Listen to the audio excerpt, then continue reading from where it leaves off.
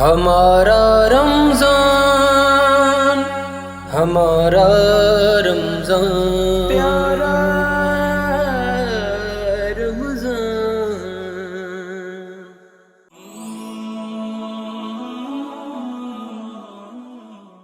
بسم اللہ الرحمن الرحیم۔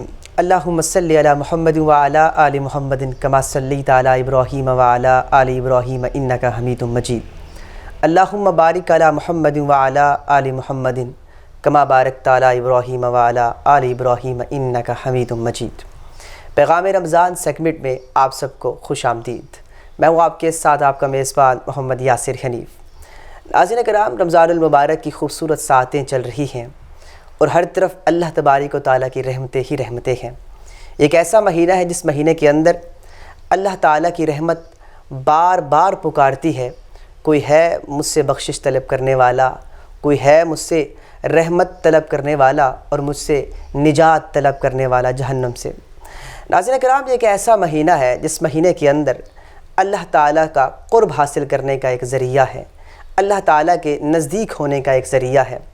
پیغام رمضان سیگمنٹ میں آج ہم جس ٹاپک پہ بات کرنے جا رہے ہیں وہ ہے حسن اخلاق، کیونکہ میرے آقا علیہ الصلوۃ والسلام کا فرمان عالی شان ہے کہ تم میں سے بہترین وہ ہے جس کا اخلاق سب سے اچھا ہے، کیونکہ اچھے اخلاق سے آپ اپنی بات کو دوسرے تک پہنچا سکتے ہیں۔ کیونکہ میرے آقا علیہ الصلوۃ والسلام کا فرمان ہے کہ اگر کفر کے بعد سب سے بڑا کوئی گناہ ہوتا تو کسی کا دل توڑنا ہوتا۔ اچھا اخلاق ایک ایسی خوبی ہے جس سے آپ دلوں کو جوڑتے ہیں۔ آج ہمارے ساتھ موجود ہیں ہمارے بہت ہی پیارے مہمان پروفیسر عدیل علی صاحب۔ انسان کی سب سے بڑی خوبی، اگر آپ قرآن اور حدیث کا مطالعہ کریں تو یہی خوبی آپ نے بجائے ارشاد فرمایا، یہی فرمائی گئی ہے کہ انسان خوش اخلاق ہو، اس کے اندر سویلٹی، کرٹسی، نرمی، مودت، شفقت اور رحمت کا پہلو اس کا شخصیت میں پروناؤنسڈ ہو، تو اس کو سب سے بڑی خوبی بیان کیا گیا ہے۔ اگر آپ قرآن مجید کا مطالعہ کرتے ہیں تو قرآن مجید کی دوسری سورت البقرہ، اس کی آیت نمبر 43 میں ارشاد باری تعالیٰ ہے وَقُولُوا لِلنَّاسِ حُسْنًا، کہ لوگوں سے جب بات کرو تو نرم لہجے میں بات کرو۔ سبحان اللہ۔ ہم جب بڑے ہو رہے تھے تو ہمارے والدین ہمیں یہی کہتے تھے کہ بیٹا ایک نصیحت یاد رکھیں، نیور ایور شاؤٹ، کبھی بھی آپ اونچی آواز سے بات نہ کریں۔ اور جب ہم نے قرآن مجید کا مطالعہ شروع کیا تو قرآن مجید کی ایک سورت ہے سورہ لقمان، یہ قرآن مجید کی سورت نمبر 31 ہے، اس کی آیت نمبر 19 میں ارشاد باری تعالیٰ ہے وَغْضُضْ مِنْ صَوْتِكَ إِنَّ أَنْكَرَ الْأَصْوَاتِ لَصَوْتُ الْحَمِيرِ۔ سبحان اللہ۔ ارشاد باری تعالیٰ ہے کہ اپنی آواز کو دھیما رکھو، آئے کیونکہ سب سے بری آوازوں میں سے گدھے کی آواز ہے۔ تو یہاں یہ اصول بیان کر دیا کہ آواز کو دھیما رکھنا ہے۔ اور آپ غور اگر کریں تو اللہ سبحانہ و تعالیٰ نے سب سے کامیاب شخصیت حضور اکرم صلی اللہ علیہ وسلم کو ارشاد فرمایا ہے، اور کوئی شخص دنیا میں اس طرح کامیاب نہیں ہوا جس طرح ہمارے پیارے حبیب صلی اللہ علیہ وسلم کامیاب ہوئے۔ تو حضور اکرم صلی اللہ علیہ وسلم نے خود ارشاد فرمایا کہ میں اعلیٰ اخلاق کی تکمیل کے لیے اس دنیا میں بھیجا بے گیا۔ شک سے۔ اور اگر آپ اس کی ایک انٹلیکچول سطح پہ اس کی دلیل دیکھیں تو جب یہ اعلان ہوا کہ آپ صلی اللہ علیہ وسلم کے لیے نبوت کا اعلان فرمایا جاتا ہے تو دلیل جو دی گئی ہے اس پہ غور کریں کہ آپ صلی اللہ علیہ وسلم جب گھر تشریف لاتے ہیں پہلی وحی کے بعد تو فرماتے ہیں اماں خدیجہ سے کہ مجھے لحاف اڑا دیں اور میرے ساتھ عجیب معاملہ پیش آیا ہے، تو جواب عرض کرتی ہیں سرکار سے صلی اللہ علیہ وسلم اماں خدیجہ کہ اللہ آپ کو کبھی بھی ضائع نہیں فرمائیں گے، کیوں کہ آپ سب سے زیادہ خوش اخلاق انسان ہیں، آپ ناداروں کی امداد کرتے ہیں، غریبوں کی مدد فرماتے ہیں، آپ لوگوں سے حسن و سلوک سے پیش آتے ہیں، تو انشاءاللہ آپ کے لیے بھلائی ہوگی۔ اور آپ غور کریں کہ 2 نبیوں کو بھیجا گیا ہے وقت کے سب سے ظالم حکمران فرعون کے پاس، اور کیا ارشاد فرمایا فَقُولَا، اس کے پاس جانا اور بات کرنا قَوْلًا لَيِّنًا in the most affectionate manner۔ تم اس سے بات کرنا، موسیٰ علیہ السلام اور ہارون، اس سے انتہائی نرمی سے کلام کرنا۔ تو آپ غور کریں کہ آج کے دور میں جو شخص بات کر رہا ہوگا وہ حضرت موسیٰ سے تو بہتر نہیں ہوگا، بے شک سر، اور جو سننے والا ہوگا وہ فرعون سے برا نہیں ہوگا۔ بالکل، لیکن بہترین اشخاص کو بھیجا اور کمیونیکیشن کا پرنسپل بتا دیا کہ قول اللینا ان دا موسٹ پولائٹ مینر، تو تاکہ وہ اس کے اندر خدا کی طرف سے کچھ خوف بیٹھے۔ اور قرآن مجید میں ہی ہم جب غور کرتے ہیں تو ایک سورہ ہے سورہ النحل، یہ سورہ نمبر 16 ہے اور اس کی آیت نمبر 125 میں ارشاد باری تعالیٰ ہے، اصل میں یہ مبلغ کے اوصاف بیان ہوئے، ادعو الی سبیل ربک بالحکمۃ والموعظۃ الحسنۃ وجادلہم باللتی ہی احسن۔ فرمایا کہ لوگوں کی طرف، تم نے اللہ کی طرف لوگوں کو دعوت دینی ہے تو خوش اخلاقی سے، سبحان اللہ، اور اگر ان سے بحث کا موقع آ گیا ہے تو الفاظ آئے ہیں جدال احسن، یعنی اتنے خوبصورت انداز سے بات کو پیش کرنا ہے، نرمی سے، خوش اخلاقی سے، محبت کے ساتھ، کہ وہ کھنچے ہوئے اس پیغام کی طرف آ جائے۔ سر بے شک آپ نے بہت ہی خوبصورت مثال دی حضرت موسیٰ علیہ السلام کی، کہ جب وہ ایک بہترین شخص ایک بدترین شخص کے پاس گیا تو وہاں پہ بھی اخلاق کو سامنے رکھا اور اچھے انداز سے بات کی۔ سر ایک مرتبہ حضرت امام حسن اور امام حسین علیہ السلام آپ وضو فرما رہے تھے تو ایک شخص ساتھ بزرگ تھا، وہ بیٹھا تھا، آپ خوب جانتے ہیں، اور وہ وضو غلط کر رہا تھا۔ اللہ، سر آج کل کے انوائرمنٹ میں ہم یہ چیز دیکھتے ہیں کہ اگر کسی کو بات سکھانی ہو تو ہم بڑے تلخ لہجے سے بات کرتے ہیں، لیکن ذرا ان کا انداز دیکھیے، ان کا دماغ میں یہ خیال آیا کہ کیا میں ان کو اگر سیدھا منہ کہہ دیتا ہوں کہ بزرگ آپ غلط کر رہے ہیں تو ان کا دل نہ دکھ جائے، اللہ، ان کو ان کی طبیعت پہ ناگزیر نہ ہو، ان کی طبیعت پہ گرا نہ گزرے۔ تو آپ نے ان کے سامنے وضو کیا اور کہا کہ دیکھیے میں وضو ٹھیک کر رہا ہوں یا غلط؟ تو ان کے دل میں خود بخود خیال آ گیا کہ یہ بچہ وضو ٹھیک کر رہا ہے۔ سر یہ سکھانے کا طریقہ تھا، سبحان اخلاق تھا۔ آج کل آپ کو نظر نہیں آتا کہ جتنے بھی بڑے مفتیان کرام ہیں یا ایسے لوگ جو ہمارے، ہم تو ان کو سروں کے تاج کہتے ہیں کیونکہ ہم ان سے علم سیکھتے ہیں، سبحان اللہ، جس کو بھی سکھانا ہے اس کے اندر اخلاق کو مد نظر رکھنا چاہیے۔ بہترین۔ آپ نے حضرت امام رضی اللہ تعالیٰ عنہ حسین کا ذکر کیا تو مجھے بھی ایک واقعہ یاد آ گیا کہ ایک مرتبہ ان کے غلام انہیں نہلا رہے تھے تو گرم پانی ان کے جسم پر پڑ گیا، تو امام صاحب کے چہرے پر خفگی کے آثار ظاہر ہونے لگے۔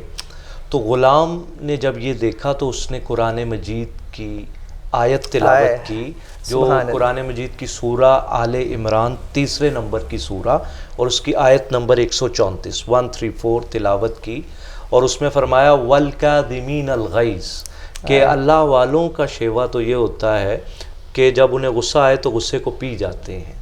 تو امام صاحب نے جب یہ تلاوت سنی تو مسکرانے لگے، اور پھر اس کے بعد اگلا جملہ ارشاد فرمایا، عرض کیا امام صاحب سے وَالْعَافِينَ عَنِ النَّاسِ، اور لوگوں کے قصور معاف کر دیتے ہیں۔ سبحان تو امام صاحب فرمانے لگے کہ میں نے تمہیں معاف کر دیا۔ پھر اس نے اگلا جملہ جو ایک ہی آیت ہے، وَاللَّهُ يُحِبُّ الْمُحْسِنِينَ، اللہ تعالیٰ احسان کرنے والوں سے محبت کرتے ہیں۔ تو امام صاحب نے ارشاد فرمایا کہ جاؤ میں تمہیں آزاد کرتا ہوں۔ تو یہ خوش اخلاقی کی ایک اعلیٰ ترین مثال تھی، کیوں نہ ہوتی، کیونکہ خانوادہ کون سا ہے، گھرانہ کون سا ہے، تربیت کہاں سے ہوئی۔ آپ غور کریں کہ حضرت انس رضی اللہ تعالیٰ عنہ فرماتے ہیں کہ میں نے حضور اکرم صلی اللہ علیہ وسلم کی 10 سال خدمت کی ہے، اور ان 10 سالوں میں حضور اکرم صلی اللہ علیہ وآلہ وسلم نے مجھے یہ نہیں فرمایا کہ اے انس تو نے یہ کام کیوں کیا، اور اے انس تو نے یہ کام کیوں نہیں کیا۔ وہ کہتے ہیں کہ ایک ساری زندگی میں صرف ایک موقع آیا کہ حضور اکرم صلی اللہ علیہ وسلم نے مجھے کسی کام پر بھیجا، اور میں بچہ تھا، بھول گیا، لاؤبالہ طبیعت تھی، تو حضور اکرم صلی اللہ علیہ وسلم تشریف لائے اور میرے کندھے پر ہاتھ رکھا، اور میں نے پیچھے مڑ کر دیکھا تو مجھے پیار بھری نظروں سے دیکھ کر کہتے ہیں یا انیس، یعنی انس کا مبالغہ، اے میرے پیارے۔ تو اس کے علاوہ کچھ ارشاد نہیں فرمایا، مطلب یہ تھا کہ میاں میں نے تمہیں کسی کام بھیجا تھا، تم کھیل میں لگ گئے۔ اس کے بعد انس کہتے ہیں کہ مجھے اتنی شرم آئی اور میں نے تہیہ کر لیا کہ سب سے پہلے حضور کا کام کروں گا، اس کے بعد کھیلا کروں گا۔ تو یہ حضور اکرم صلی اللہ علیہ وسلم کے بارے میں تو صحابہ کرام کہتے ہیں کہ ایور اسمائلنگ فیس تھا، مسکراتا ہوا چہرہ تھا ہمیشہ۔ سبحان اللہ۔ اور صحابہ کہتے ہیں جب ہمیں کبھی غم ہوتا تھا تو ہم حضور اکرم صلی اللہ علیہ وسلم کی محفل اور مجلس میں آ جاتے تھے۔ یعنی آپ مشہور حدیث ہے، حضرت حنظلہ ایک دن فرمانے لگے نافقہ حنظلہ، حنظلہ تو منافق ہو گیا۔ اور پھر حضرت ابو بکر کے پاس رضی اللہ تعالیٰ تشریف لے جاتے ہیں اور کہتے ہیں کہ حضرت ابو بکر میری کیفیت یہ ہے کہ جب ہم حضور کی محفل میں ہوتے ہیں تو ایمان کا درجہ بہت بلند، اور جب گھر والوں میں بیوی بچوں میں جاتے ہیں تو لگتا ہے کیفیت وہ رہی ہی نہیں، تو یہ تو منافقت ہے۔ تو حضرت ابو بکر نے ارشاد فرمایا یہ تو میری بھی کیفیت ہے، آؤ عمر کے پاس چلتے ہیں۔ عمر کے پاس گئے، انہوں نے بھی یہی ارشاد فرمایا، تو انہوں نے کہا آؤ پھر حضور کے پاس چلتے ہیں۔ تو سب مل کے آئے اور عرض کی یا رسول اللہ صلی اللہ علیہ وسلم، ہمارا تو عالم یہ ہے جب آپ کی محفل مجلس میں ہوتے ہیں تو ایمان کا کامل ترین درجہ ہوتا ہے، جب بیوی بچوں میں جاتے ہیں تو وہ کیفیات نہیں ہوتی۔ تو حضور اکرم صلی اللہ علیہ وسلم نے مبارک ترین ارشاد فرمایا کہ اگر میری محفل مجلس والی کیفیت ہر وقت تمہارے ساتھ رہے تو فرشتے تمہارے قدموں کے نیچے پر بچھائیں۔ اللہ اکبر، اللہ اکبر۔ بالکل سر، یہ ہے اخلاق کی اہمیت۔ سر معاشرے کے اندر ہم ایک معاشرے میں رہتے ہیں، وہاں پہ سر مختلف انسٹیٹیوشنز ہیں، اگر ہم اسکول کی بات کرتے ہیں، ٹیچر کی بات کرتے ہیں، یا معاشرے میں ہر بندہ اپنا اپنا کام کر رہا ہے۔ سر اگر اخلاق کو مد نظر رکھا جائے اور کسی کی غلطی کو معاف کیا جائے تو وہ جو کام بھی کرانا چاہتے ہیں، اگر ایک امپلائمنٹ سے کام کرانا چاہیں تو وہ اچھے انداز سے کیا جا سکتا ہے۔ سر کون سی ایسی پریکٹسز ہیں جسے انسان کر کے، خاص طور پر رمضان المبارک کے مہینے کے اندر بھی وہ کرنے کے بعد اس کے اندر وہ اچھے اخلاق والا بن جائے؟ یہ اصل میں آپ غور فرمائیے کہ یہ رمضان اسی لیے ایک میسو اپرچونٹی مسلمانوں کو دی گئی ہے۔ اگر آپ کمپیریٹیو ریلیجن کا مطالعہ کریں تو باقی مذاہب میں بلا شبہ کہ روزہ ایک ایسی مبارک عبادت ہے کہ یہ تمام امتوں کو عطا کی گئی۔ اگر آپ تمام انبیاء جو رسول آئے ان کے پاس کتاب ہوتی تھی تو آپ کو رمضان کی فرضیت وہاں بھی نظر آئے گی، لیکن آپ غور کریں کہ ہمارے ہاں جس طرح سے نصاب دیا گیا ہے اس میں ہر پہلو میں آپ کو انسانیت کی طرف ابھارا جا رہا ہے، لوگوں کے ساتھ بھلائی کرنے کی طرف ابھارا جا رہا ہے۔ مثال کے طور پہ آپ غور کریں، ایک حدیث قدسی ہے جس کو پڑھ کر انسان دنگ رہ جاتا ہے۔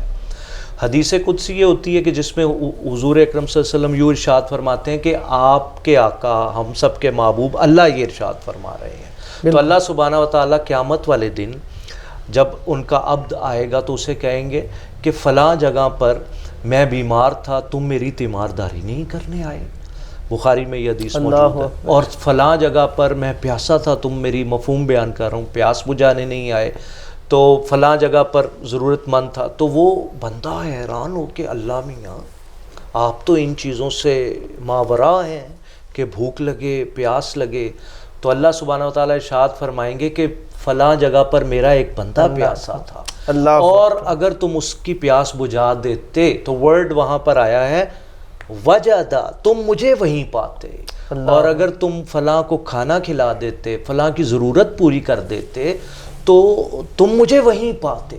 تو یہ آپ غور کریں کہ خوش اخلاقی اور پھر ساتھ معاملات اور پھر رمضان میں اس کے لیے ایک ماحول مل جاتا ہے جب سب لوگ نیکیاں کر رہے ہیں۔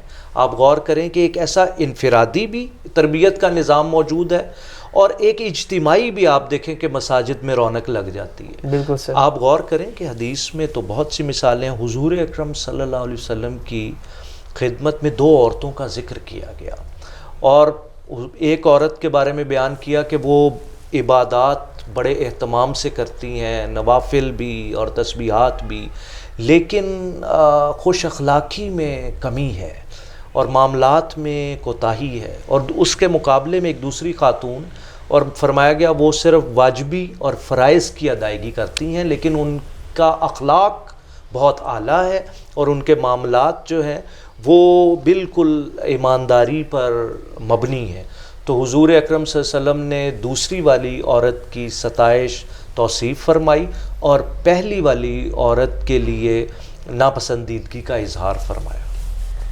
بالکل سر، ایسی ہی بات ہے۔ تھینک یو سو مچ سر، آپ یہاں پہ تشریف لائے، اللہ پاک آپ کو سلامت رکھے۔ ناظرین کرام، آج کے پیغام رمضان کے سیگمنٹ میں ہم نے یہ سیکھا کہ اچھا اخلاق سب سے بڑی خوبی ہے۔ اس ماہ مقدس میں اپنوں کو ناراض مت کیجیے، اپنے ہوں یا پرائے ہوں، غریب ہو یا امیر ہو، جو بھی ہو، ان سب سے محبت پیار سے بات کیجیے۔ ناظرین کرام، اپنے میزبان محمد یاسر حنیف کو اجازت دیجیے، اللہ نے کے بعد۔ ہمارا رمضان، ہمارا رمضان،